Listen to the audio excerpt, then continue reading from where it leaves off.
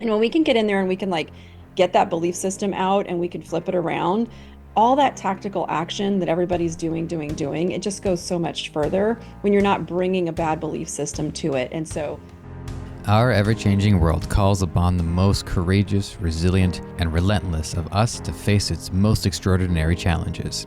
To help you embark on this journey, we present the Impactful Coaching Podcast, your oasis for inspiration and a beacon to spark the fires of greatness within you. I'm Joseph. I will be your ally in this journey to empower your potential. Join us each week as we dive deep into the heart of ambition, drive, and success to unravel compelling stories of daring leaders who dreamed, struggled, and achieved victory. Our journey begins now. What's funny is that I don't know if you know the origin of Cortana, because originally she was a character from Halo, which was a game series, and then uh-huh. they integrated Cortana into Windows, and then now they have the Bing Copilot. And I thought, you had an AI character in Windows for the last like 10 years. You didn't give her, anyways. That's funny. Yeah. Yeah, the Microsoft could maybe use a gamer or two on their Yeah. payroll. Yeah. Yeah.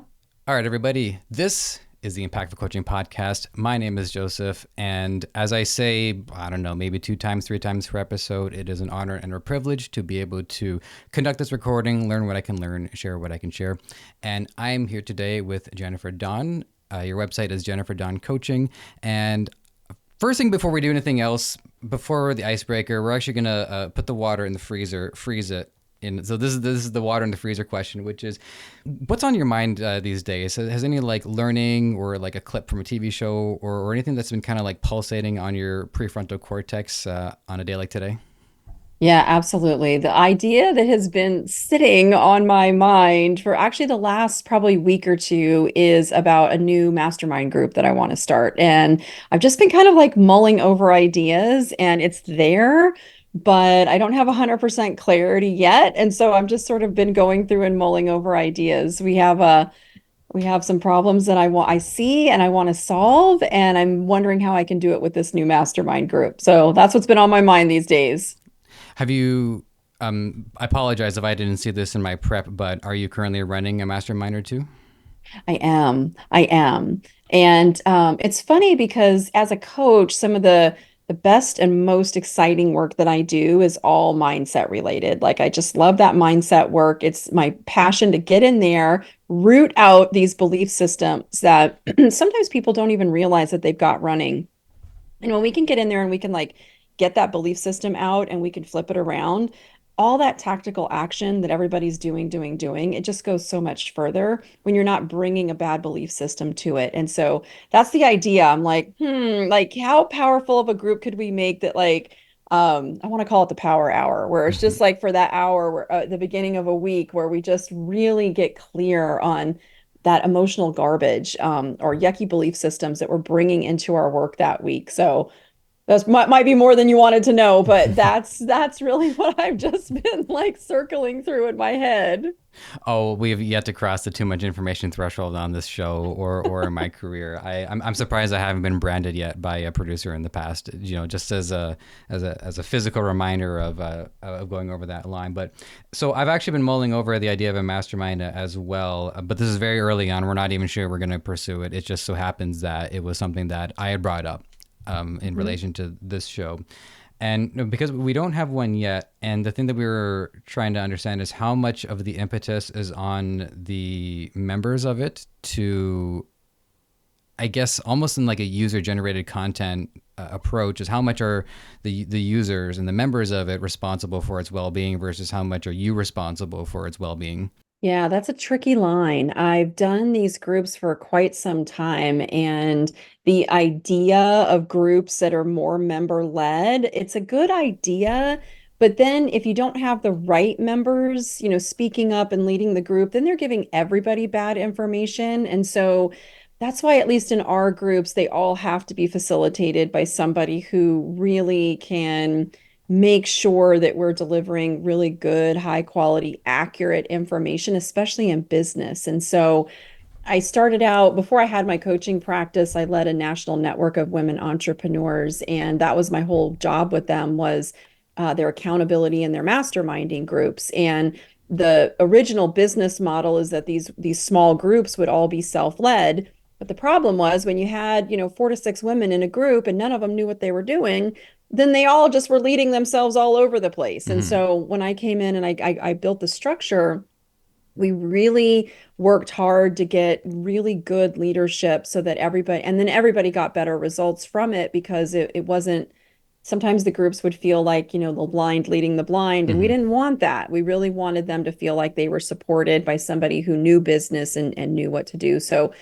in the group, it's a good idea, but I've gotten burned by having too much of the members leading the group. Members doing hot seats and bringing their challenges, and then a good facilitator helping them through it. I found that to be incredibly powerful because now everybody learns together. And as business owners, we often have so many of the same challenges. Hearing somebody else like get coached through it, work through it, I find that to be incredibly beneficial. Hmm. The last thing that I want to say about this, and then I'm going to ask you some questions about how you got the ball rolling throughout your career. And I'm seeing, for audio listeners, I'm seeing Apple Stand, which is one of your published works in the background. And I'll get to the formal question about that, but I appreciate that having seen your career trajectory, it begins with that, right? It was, the first time that you're providing a service in exchange for compensation. And we all think back to that, whether it was cutting the lawn or shoveling snow or selling baseball cards or Pokemon cards and Digimon cards in my case. So I'm looking forward to asking about that. But what you reminded me of, it wasn't a mastermind group, it was a webinar. And what happened was, I was just expecting it to just be a fly in the wall because it was somewhat out of my usual area of expertise, and I really just wanted to listen. And then at some point in it, the leader of it had said, "Okay, we're all going to go into breakaway groups," and so I've split you all into different groups. And so now I'm in this small group of like 4 people, and I'm typing in the Zoom chat. Just so you know, I don't have a microphone. I'm only listening. And it didn't occur to anybody else in the group to spot the chat. So everyone's like, Joseph, are you there, Joseph? All right, looks like we lost Joseph. And so it's it's a little, for one, sort of impacting their experience as well, because when someone else isn't engaged, you get it can mess with your own sense of importance of it. But the point that I wanted to make is also just how crucial it is for those expectations to be managed up front. If I had known that, then maybe I would have done a little bit more homework. Maybe I would have had my microphone on so I could have talked, because, talking on Mhm. microphone is sort of my jam. Yeah. So that to me was my takeaway is, okay, as long as we know what we're getting into and we Mhm. can do our homework and be prepped for it, I think that way we can all respect each other's time a little bit better. Yeah, agree completely. And it's such a key point that you brought up because when you're in a group situation, people showing up, people participating, it can make or break the group. And even in a mastermind, it can make or break the group. So it's just really key to really let people know what that expectation is up front so that you can guarantee a great experience for everybody involved. Hmm. Hmm.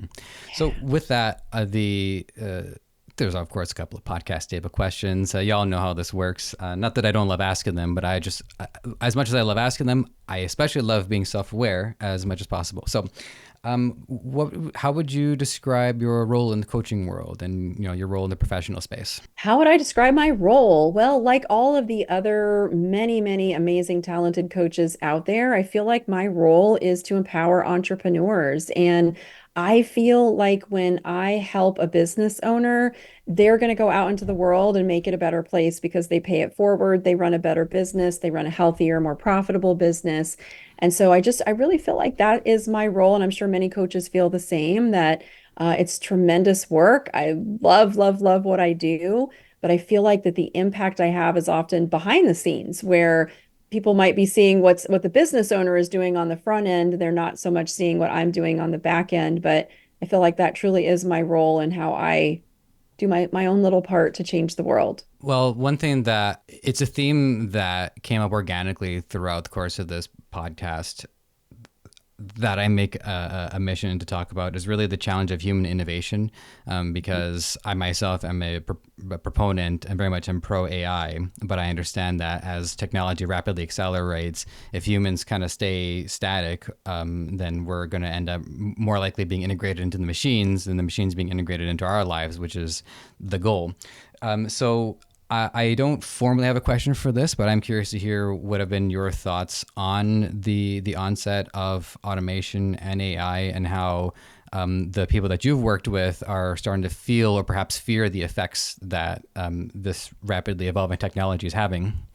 Yeah, that's such a great Thank question. you. I am all for it. Very Nice. much pro AI. We use it in our business. We're always looking for ways of using it more effectively, especially as a business owner. I mean, I use it a lot for just like mundane things like write me this job description, help me figure out this organizational chart, like things like that, that before I used to have to put a lot of time and energy into.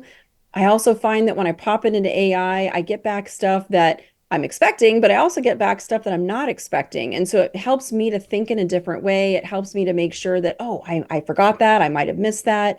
So it's helped me to actually be better. And then, of course, we use it in a lot of our marketing copy. I have a digital marketing agency, and so we use it a lot in our agency. I know there is a lot of fear around it, but from what I've seen, like, one, it's helped us to be tremendously more productive with our time. And two, at least at this point, it has not replaced a human being by any stretch. Like we use it, but it always has to be edited and tweaked and things like that. So as a productivity tool, I'm all for it. I know they're doing so many amazing things with it. I had somebody reach out to me and they were using AI to take a database, an accounting database, and then run queries on it. So, like how great is that as a business owner to be like, here's my accounting data. Tell me, where was I the most profitable? Where was I Mm-hmm. the least profitable? To just be able to run those kinds of queries and for us to get information so fast and so easy. Like I just think it's an incredibly powerful tool. If you don't mind me asking, one follow up about this is, with the information that you received, were you pretty? Did it seem pretty in line with what you're expecting the data to say, or did you have to have a vetting process just to make sure that the AI's estimations were accurate? Yeah, we definitely have vetted the information and also I think with AI, you have to learn how to use it. You, as human machines, need to learn how to use it effectively. And the better we've gotten at training it and the way we ask it and the way we use it, the better answers that we get. But it's so funny. I remember just, I mean, I've been in business for quite some time, and one day somebody was like, "Have you heard of Chat GPT?" And I was like, "What? Mm-hmm. Huh? No, I haven't." I don't, I'm not really a mainstream news watcher at all. But I remember them asking me, and I was just like, "No, I've never heard of it." And they were like, "You really probably should check into it." And then, a few weeks later, somebody else said it again. And then somebody else said, and I was Mm-hmm. like, maybe I do need to look into this, whatever the heck they're talking about. But now that we have, yeah, we're super on board and we love it. But it really is more effective the better that you get at Yeah. using it and training it and helping it to give you the result you're after. The last thing I want to say on it that I do find funny, but also kind of irritating, is how quickly not only is ChatGPT evolving, but its competition is like, this is it. This is the ChatGPT killer. I'm like, Uh, what are you talking about? Like, you think they've just connected all this information to the global consciousness. You think they're done? No, we're on ChatGPT right. 4. Like, in a week goes by. So that's one thing that growing up in a much more like media onslaught world, and of course being a media guy, is the difference between the temporary nature of the content and the emotional weight that it has. So if someone like me, who actually is quite passionate about ChatGPT, I've been using it for almost a year now, and every time I see that video go, oh yeah, it's going to be the next ChatGPT killer, I'm like, well, yeah, sure, just to impact someone on that emotional level, only for it to not be true in like the span of a week, to me is disingenuous. And so I worry about how like quickly media is going to affect people, while then also not holding on to that long term relevance. But that is a huge can of worms. I'm just gonna leave it at that. So Yeah. yeah. Oh, I can't now minimize Zoom when you're recording. I've only pressed minimize like 100 times. Interesting. Do you recall any coaching that you had received that perhaps influenced your decision to follow this path? So much coaching. Absolutely. And it's interesting because I wasn't really looking to become a business coach. I started my career in software and I really love software and I really love technology. and I had two software companies. So I'd sold my first one, and then I bought, of all things, a log home company because I wanted to do something different than Hmm. software. And that was a huge failure. And I ended up closing my doors within a year. And I found myself very disillusioned with being an entrepreneur. And so I went back into corporate. And in corporate is where I took over and was a software division president for a large manufacturing company, but I ran their software division. And that was my second software company. And after I did that, I was like, man, you know what? Corporate is not really where I'm supposed to be. I got to go back out and be an entrepreneur. But I was really disillusioned. I just didn't know, like, where should I be going? What should I be focusing on? And so I started doing a little bit of just marketing consulting, and I was writing marketing copy. And one of my clients was actually a psychic, of all things. She was a psychic. And so one day we're on the phone and we're rewriting her marketing copy, and she stops and she's like, Jennifer, I'm just getting a download. I'm getting a reading for you. And I'm just telling you, you need to immediately rebrand yourself as a business coach. I see big money in it for you. And that's really what she told me. And I was like, a business coach? Like, I never even thought of that. Like, it seems so crazy. And at the time, I was like, why would anybody listen to me? Like, I just left corporate. I don't know. I didn't even realize the wealth of experience that I was sitting on. And then she stiffed me on the bill. She didn't pay her bill. And I really needed that money at that time. And I remember I'm like, I am not listening to this quack. Like, she's crazy, da da da da da. So fast forward, probably 6 to 8 months, and I had relocated to New York and went to a women's networking group because I didn't know anybody in New York, and met the founder, and she asked me to come in and start mentoring their national network of entrepreneurs. And I was like, oh my gosh, like I have all this wealth of experience, and I've grown multiple seven-figure businesses, and I've done it in corporate and on my own. And we had a mix of people who were building their own businesses and were still in corporate. And so I was like, gosh, I guess that she was right.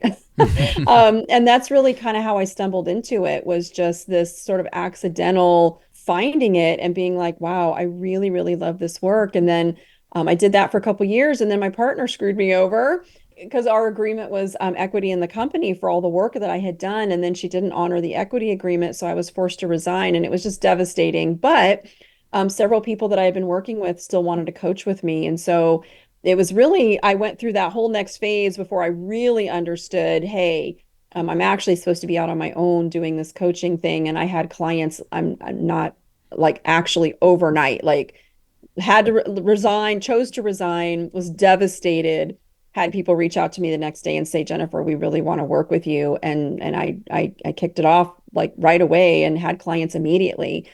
And yeah, it was a beautiful thing. And that was about, I don't know, 10, 12 years ago. Hmm.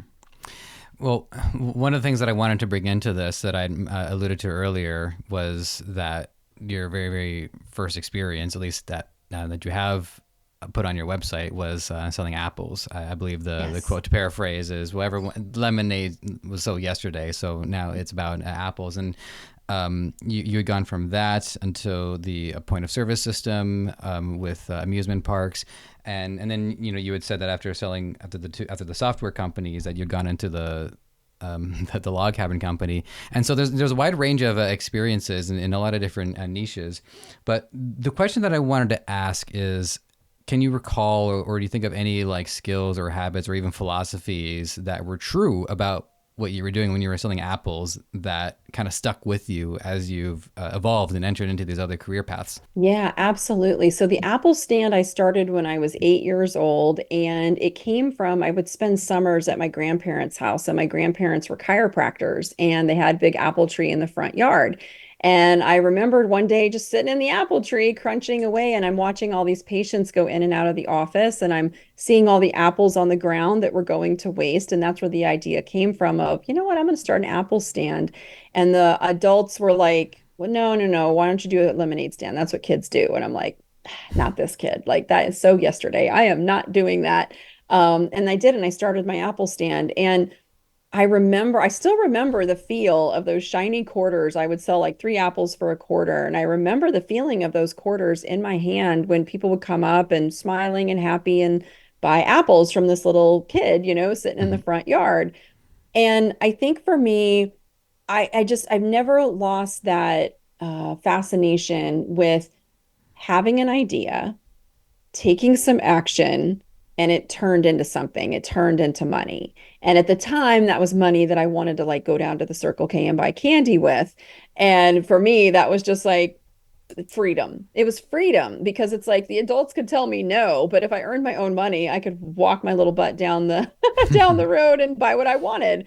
And so it was really and truly freedom, and that was just never lost upon me. And I see that so much in business today where it really is what happens. We have this idea.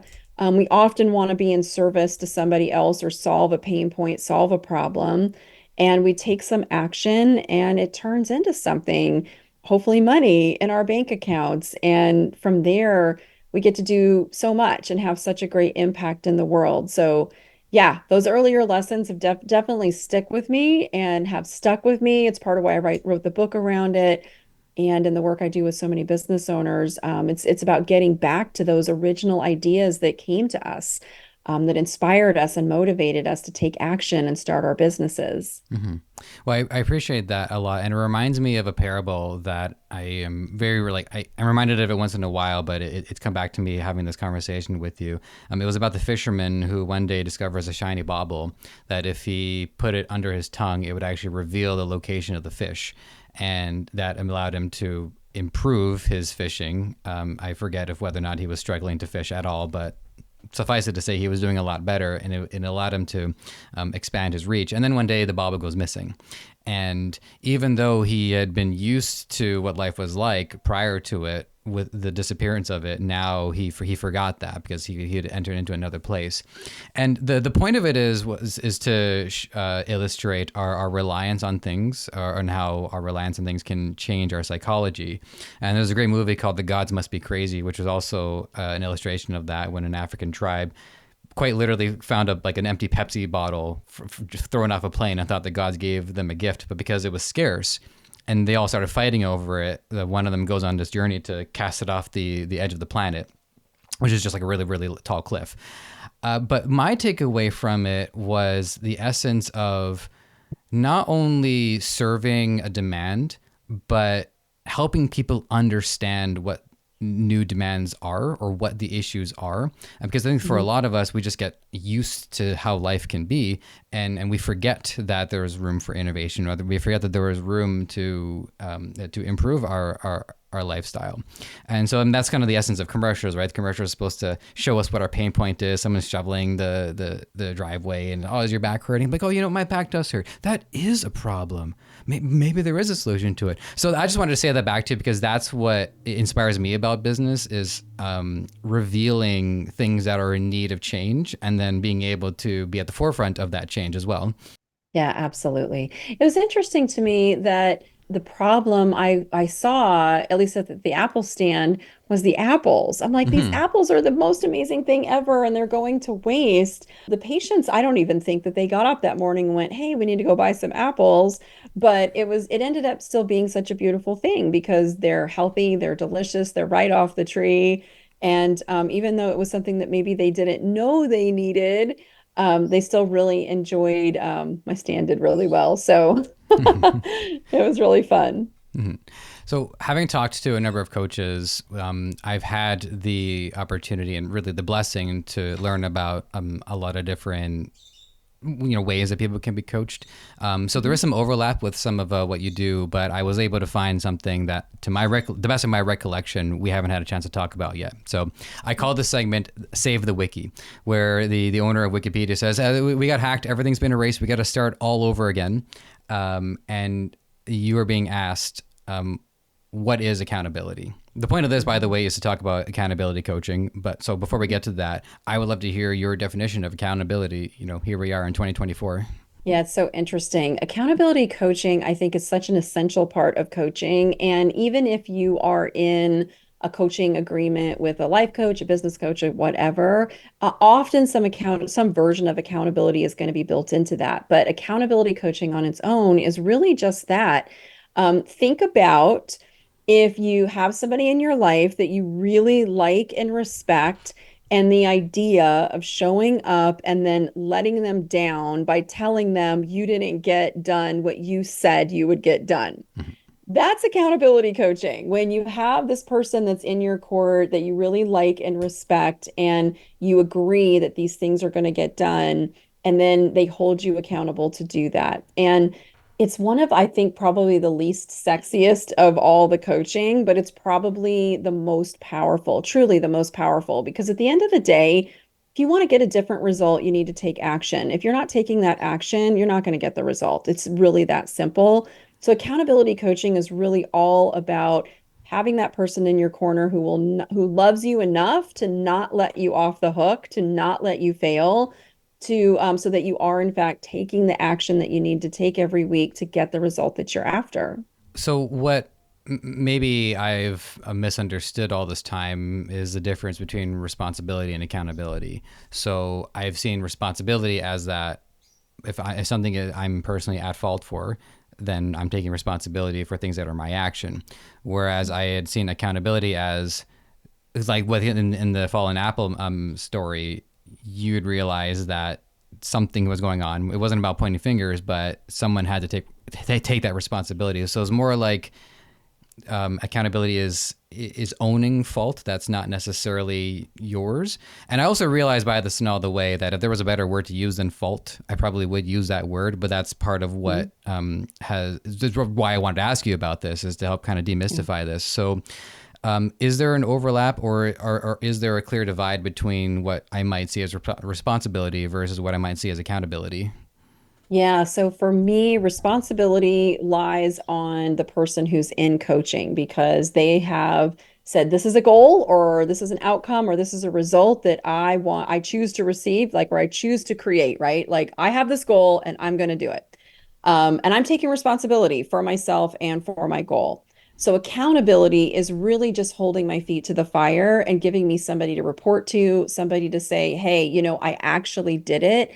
And there's just something about it that when you have to show up and tell somebody you either did it or you didn't do it, Mm-hmm. like there's a power there. And if you look at a lot of the most successful people and athletes, many of them have some form of accountability coaching in their lives of somebody saying, hey, you need to show up. It's already their responsibility, but the accountability is like, yes, did I actually take the action that I said I would take so that I can get to this result? Accountability coaching has been around a long time and it's so very powerful. It's not like super sexy. It Mm-hmm. isn't. And honestly, accountability coaching can be really, really hard because when you say you're going to get something done, now you've got somebody there that you got to report to say, I either did it or I didn't do it.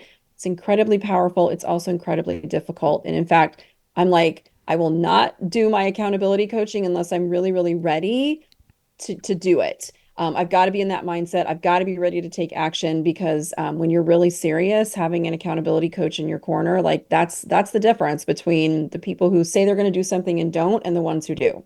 Do you notice a spike in inquiries like post New Year's Eve, and then the Hmm. inquiries start to climb by around like early February? Yeah, Yeah. yeah. And it's interesting because the people that come to us for accountability coaching, they tend to be the flakiest. Mm. Like it's shocking, but it's so true. It's like, wait, you're coming to us for accountability coaching and then you flake out. And it's just because people really struggle with getting these things done that they aspire to do. And so, yeah, the accountability, now the ones that stick get great results, but often we see this probably more than our business coaching clients that the accountability ones tend to be flakier. Hmm. So I'm willing to throw myself into the crucible on this one. I mean, career wise, I've been doing media for 10 years, so there's been evidence of consistency, but I've also not fallen through on all the things that I've done, and I'm willing to admit that. And what I noticed about me and my people, by that I mean millennials, and some of the younger friends that I had made as well, is that the trouble is the initiation is always exciting. It's motivating. There's a lot of positive, happy chemicals going through our brains. And then you get to that second act where there's now the challenges and that dramatic dip. And then it's about that personal, almost willpower to continue going on before you make it to that third part where things really start to flow and you start to feel that the problems are being solved. And I mean, this is the essence of storytelling. Most movies are, or, retail mainstream movies are set up so that you have your setup, your dramatic side, and then your payoff. And this is something that I struggle to impart with my friends and people who do have this challenge, which is you feeling down or you feeling like you need to quit. This is all part of the process. But this is the most important part. This is the part where you actually have to like, grit a little bit and actually get through it. So that's just been my experience with it, having personally gone through it, but also had some, successes in that field as well. Yeah, absolutely. What you're describing is what we call the emotional cycles of change. Mhm. And when you come into something and it's new, the new, bright and shiny, this is going to solve all my problems. We're so super excited about it. And that's called uninformed optimism when you come into that initial stage. Woohoo! Right? Then you get in it and you're just like, uh-oh, this is actually going to be work. It's going to be harder than I thought. And that's when you slowly start to transition down, and that's into informed pessimism. That's stage two. After stage two is what's called the valley of despair. And that's where you're just like, it's not what I thought it would be. Often we'll start to make a lot of excuses to justify our failures, why it isn't worked. And so for many, many people, they get into that valley of despair. And then what they do is they go find the next bright and shiny, and they stay stuck in this cycle of bright and shiny. You've heard people complain about, entrepreneurs having bright and shiny object syndrome. Well, that is what happens because it's like, oh, this is going to solve it. Oh, wait, it's going to be Mhm. harder than I thought. Now I'm depressed. Let me go find the next new quick thing or whatever. However, if you can push through that valley of despair, you move into the next phase, which is called informed optimism. So now I know that it's going to be a challenge, but I'm still optimistic. I know I can do it. And then when you push through that, that's when you get to stage five, which is Mhm. success and fulfillment.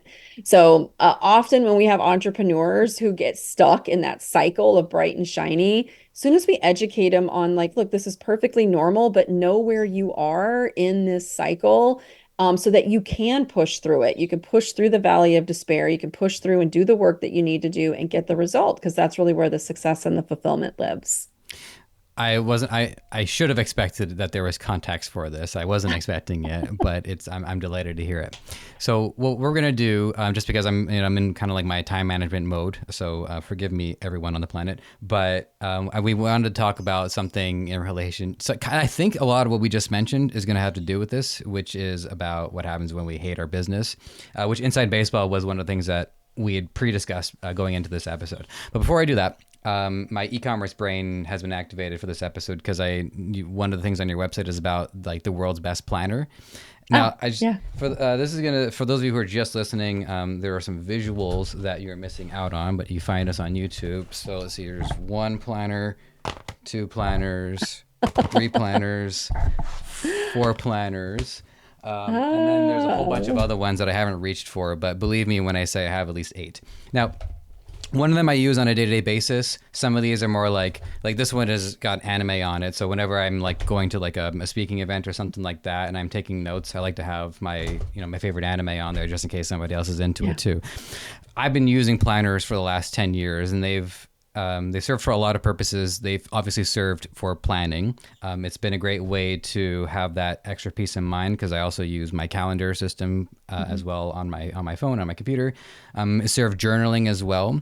And it's just great to be able to reflect on my journey. If I were to say fish out a planner from 5 years ago and see like what did I prioritize at that time, and Mhm. so as a form of self archiving, I appreciate that. So, what makes you happy about your planner that you have on your Yeah. website?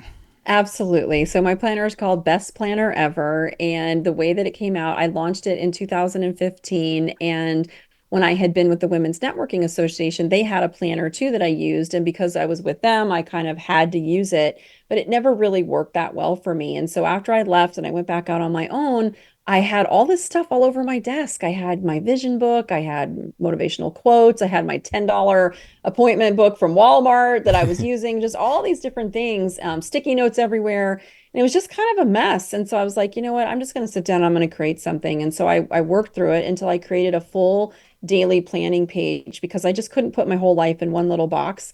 And I didn't like having all these pieces everywhere. I wanted to combine it all in one place. And so that's where in my planner, I combined a vision board, my goals, and then also my daily plan because I found I was so much more effective when I looked at my vision first. Like don't just jump into the day. Hmm. Like, look at your vision and get in alignment with your future of where you want to go. And when I did that every day, I noticed that I took different actions each day. So that was the first thing. And then the second thing is I started to prioritize my to-do list, which I mean, I love to work from a list and cross things off, but I found that I would cross things off that weren't really that important just because I wanted to cross it off the list. Yeah. And so I started prioritizing my list and actually shortening my list and not trying to do everything every single day.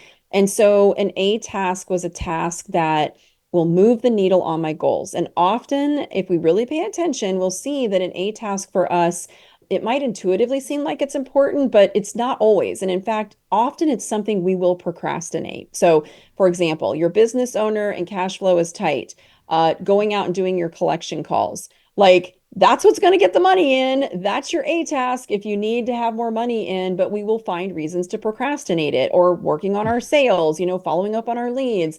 So A tasks are the things that we might tend to procrastinate, but we know in our hearts they will truly move the needle forward on our goals. B's are important. C's can be procrastinated and until later. D is delegate. E is eliminate, like I Hmm. shouldn't be doing this. And F is fun. So I call it the ABCs of productivity. And it's such a simple thing. And yet every single day, I kid you not, like I show up and I'm like, let me go get some work done. So I wrote it down because I needed it in front of me too, as a reminder to align with my future self, prioritize my task list for the day, make sure I'm moving at least one A task forward every day, knock out my B's and then my C's whenever time permits. And then I always have to remind myself to delegate too, because I tend to like want to do everything myself. So that reminder every day. So once I created it and I started using it, and I said to my husband, "This is the best planner ever." And he's like, "It is." And I said, "It is." I said, "You know what? I'm going to call it that." And he's like, "You are?" I'm like, "Yes, I am." And then I looked and the URL was free. And I saw that as a blessing from the universe of like, how does nobody have bestplannerever.com? So Yeah. grabbed it, launched it, and then I started using it with my clients. And there you go. And now I literally can't sit down and plan a day without it. Like I said before, I can certainly speak to the importance of it. So it's always a slice to quite literally compare notes to, Yeah. yeah, pardon the expression. So I'm going to shift to what we had alluded to. Um, Hmm. I'm just appreciating this because we always give guests a chance to say, hey, well, what would you like to talk about? What would make this episode valuable to you? And so your suggestion was, what do we do when we hate our business? Now it's understandable to hate a job, right? I think we've all been there. I've been there.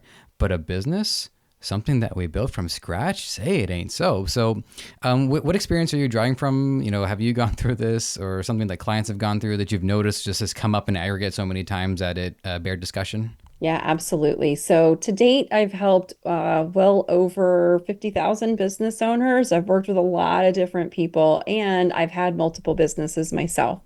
And I know that hate can be a strong word, and we're often conditioned like, don't use that word. That's a bad word. But if there's any part of your business that you're disliking, that's a little bit of hate.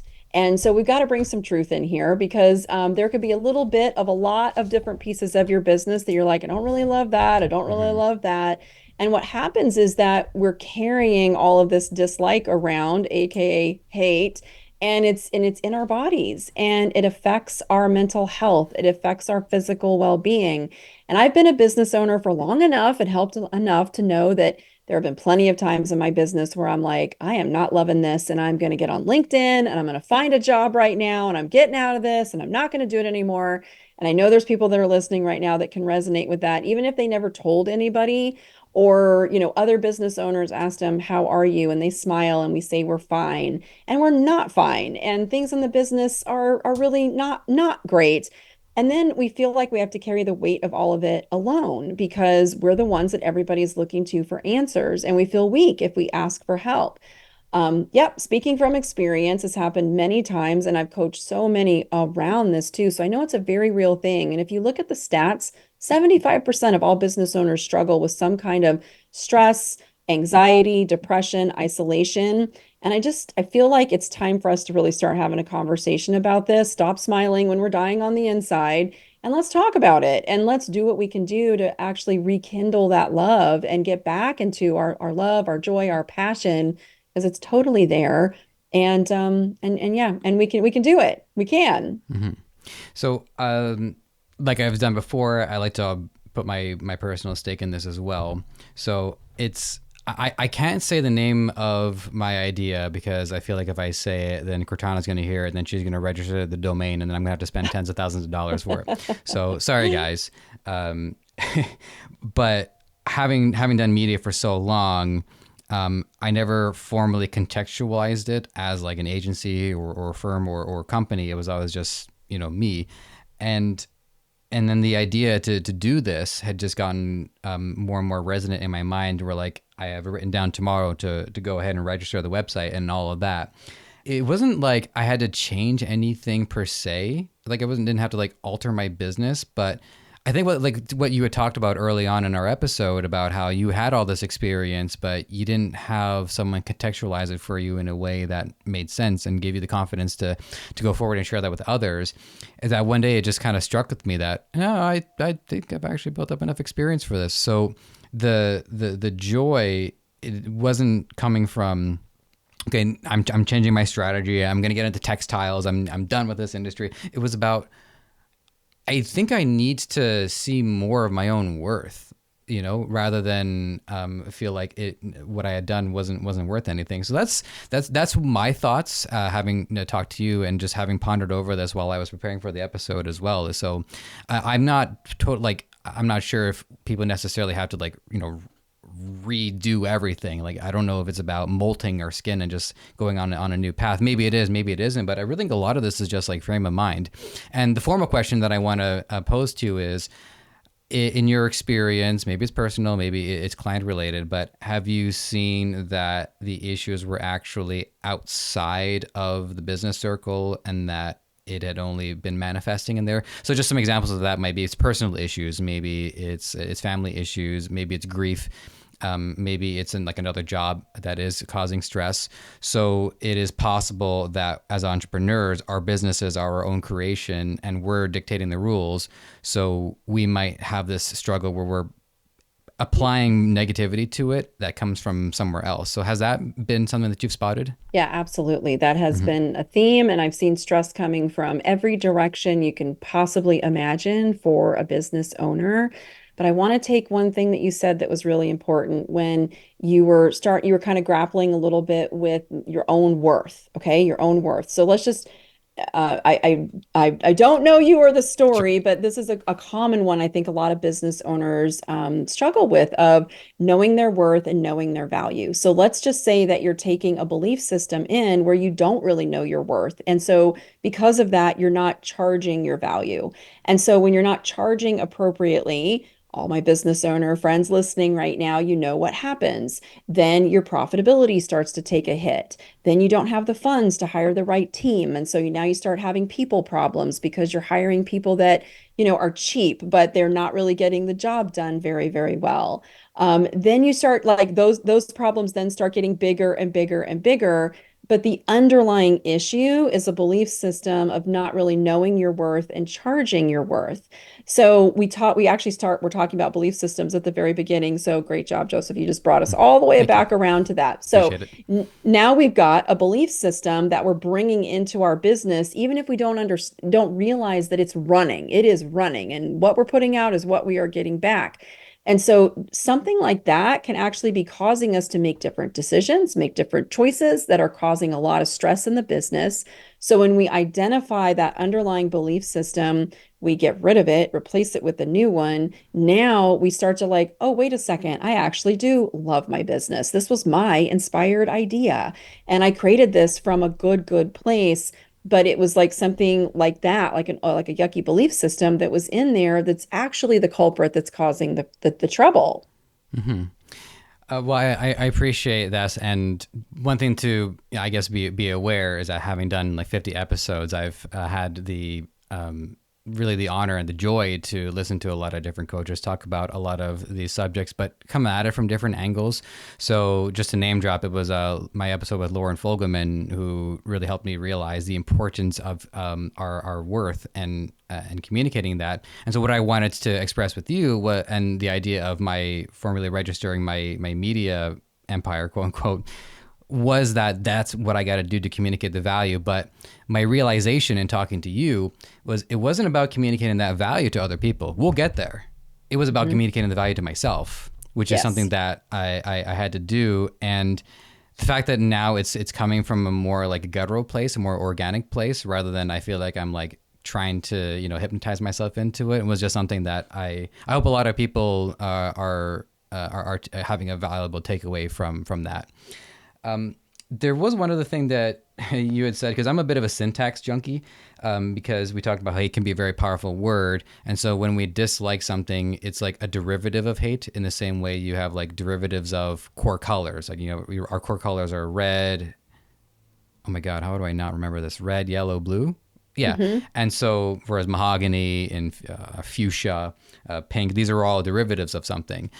And and then it got me thinking about its opposite, which is love, which is, well, I mean, I love coffee, right? I'll make I've been really obsessed with Dalgona coffees lately, which is just instant coffee with a frother and foam and aeration. Like, man, I love this.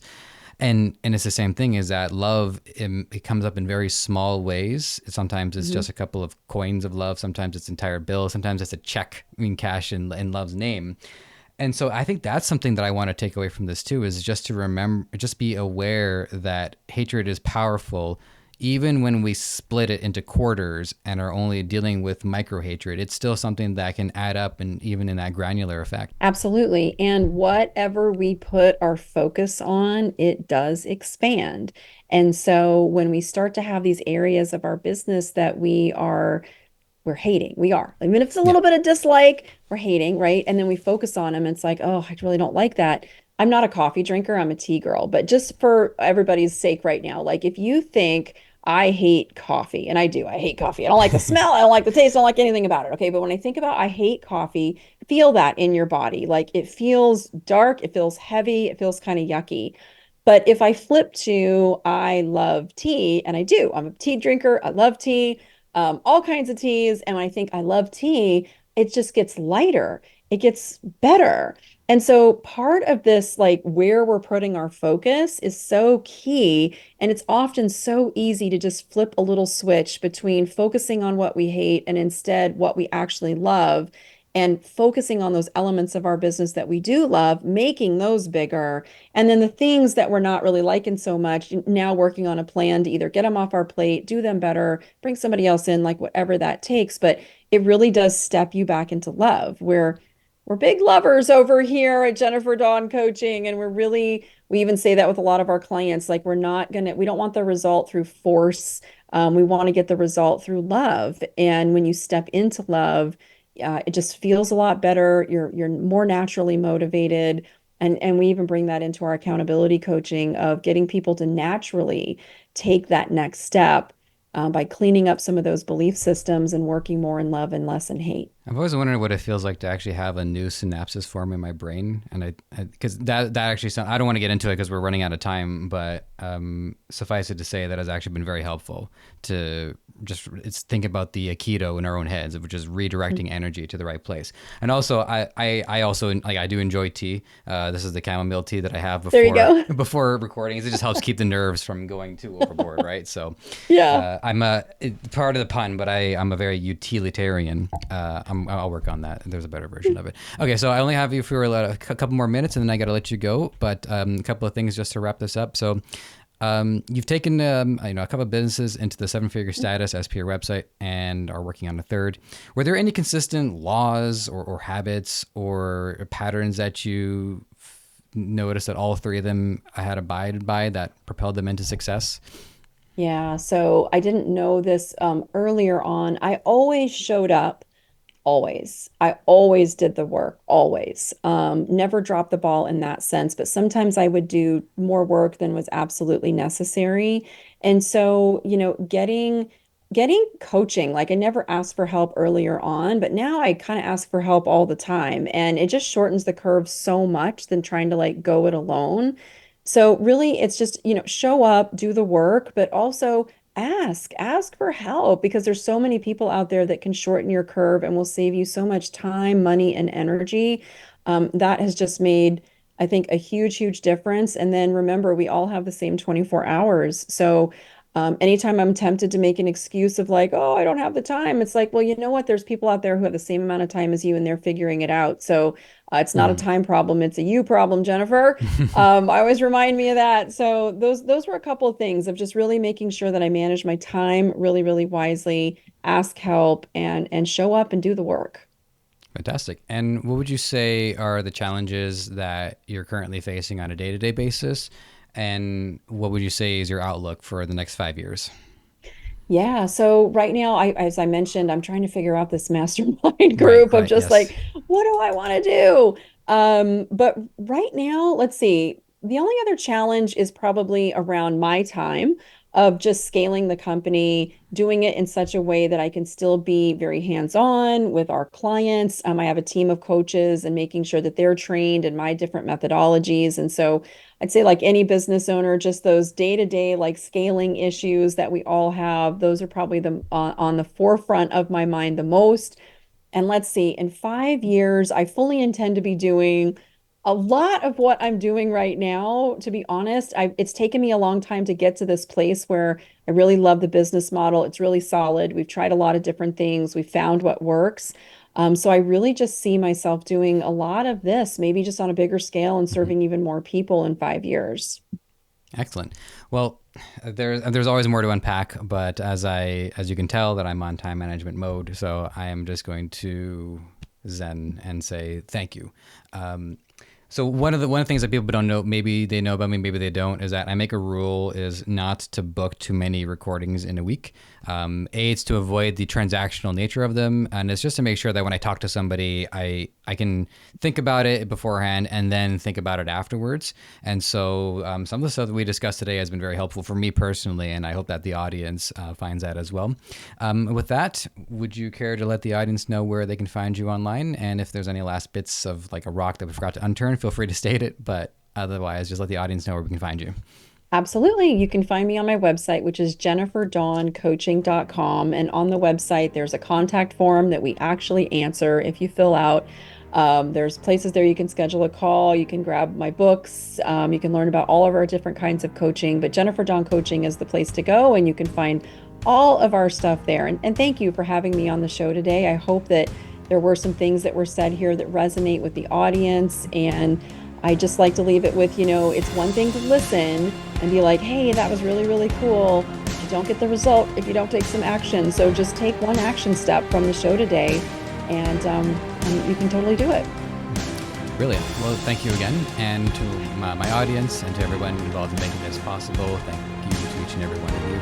It is our endeavor to ensure in whatever way that you're helping others, we want you to be impactful while you're at it.